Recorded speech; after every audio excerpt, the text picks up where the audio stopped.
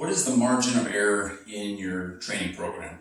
That's something that's very important for you being able to stick to it long term that nobody really talks about.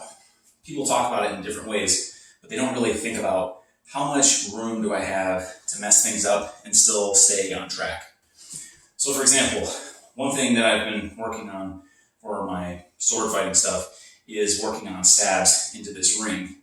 And that's just to improve accuracy on my stabs. Pretty simple. And there's some room in here. You can see I could fit maybe 2.5 swords in here. So there's some margin of error.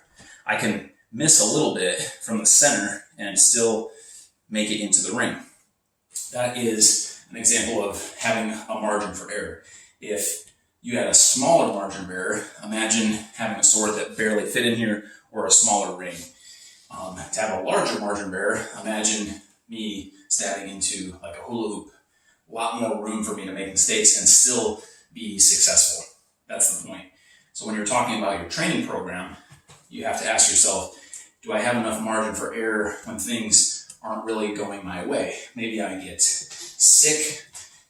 Maybe my kid needs me to go to their soccer game or whatever it is, and that pushes my workout to the next day, or I have to skip it altogether.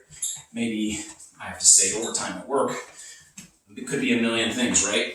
But when we have too little margin for error, that makes us feel like we don't have enough room to breathe, and we can fail and end up throwing out our whole program because we don't have any room to account for those days when we're not going to have as much time, we're not going to have as much energy.